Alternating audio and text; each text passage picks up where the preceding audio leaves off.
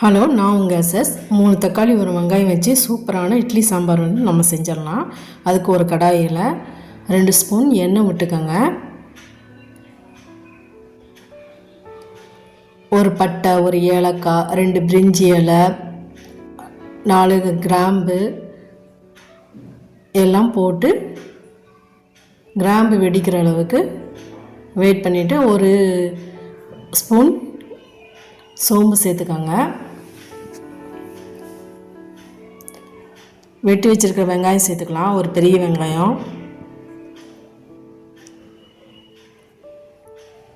2 பச்சை மிளகாய் கீறி வச்சுருக்கேன், அதையும் சேர்த்துக்கலாம். ஒரு கொத்து கருவேப்பிலை சேர்த்துக்கலாம். சேர்த்துட்டு நல்லா வதக்கி விடுங்க. இந்த இட்லி சாம்பார் கொஞ்சம் காரசாரமாக இருக்கும். எப்பயும் செய்கிற இட்லி சாம்பாரை விட இது கொஞ்சம் வித்தியாசமாக இருக்கும்.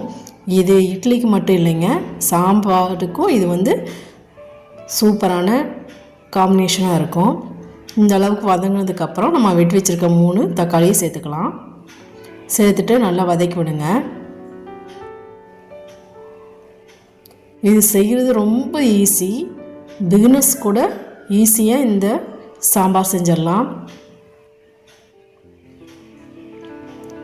கொஞ்சம் தக்காளி நல்லா வதங்கணும், அந்த அளவுக்கு வதக்கி விடுங்க.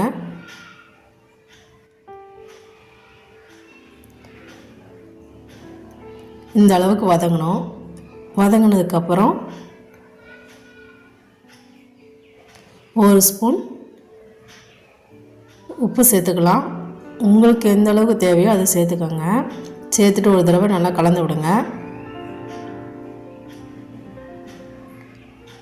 மஞ்சத்தூள் 1/2 ஸ்பூன் சேர்த்துக்கலாம். கரம் மசாலா தூள் 3 ஸ்பூன் சேர்த்துக்கலாம். நான் 3 ஸ்பூன் சேர்த்துருக்கேன். உங்களுக்கு காரத்துக்கு எவ்வளோ தேவையோ அதை சேர்த்துக்கோங்க. 2 ஸ்பூன் மல்லித்தூள் சேர்த்துக்கலாம்.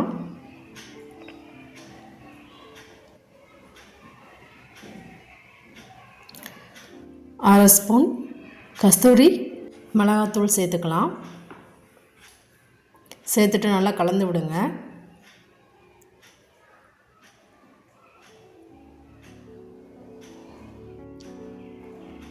செய்யறது மட்டும் இல்லைங்க, சுவையும் சூப்பராக இருக்கும். இது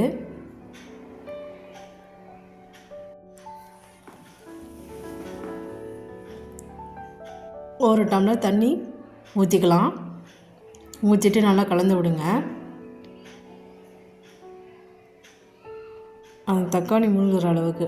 இப்போ நம்ம தேங்காய் அரைச்சிக்கலாம். அதுக்கு 1 ஸ்பூன் சோம்பு சேர்த்துக்கோங்க. அப்புறம் தேங்காய் திருவல் 1 கப்பும் 2 ஸ்பூன் பொட்டுக்கல்லையும் சேர்த்துக்கோங்க.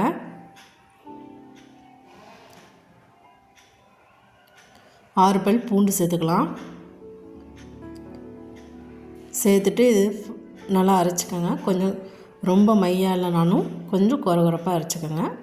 அதோட ஒரு பெரிய வெங்காயம் வெட்டி வச்சுருக்கேன், அதையும் சேர்த்துக்கலாம். சேர்த்துட்டு இப்போ நல்லா அரைச்சிக்கோங்க. அரைச்சிட்டு இந்த கலவையில் இந்த அளவுக்கு நல்லா கொதி வந்ததுக்கப்புறம் இந்த கலவையில் நம்ம அரைச்சி வச்சுருக்கிற தேங்காய் விழுதை சேர்த்துக்கலாம்.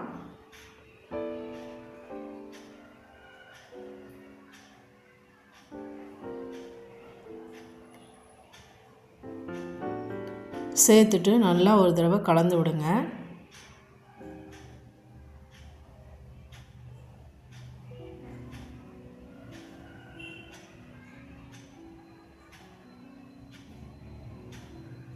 ஒரு 10 நிமிஷம் கொதிக்கணும்.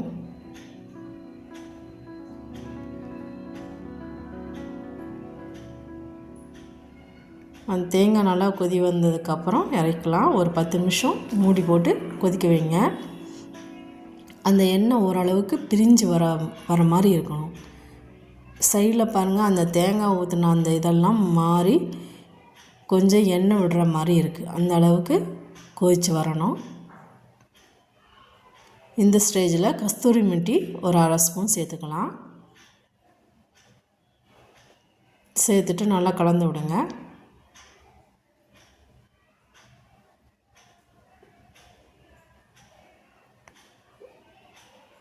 சூப்பரான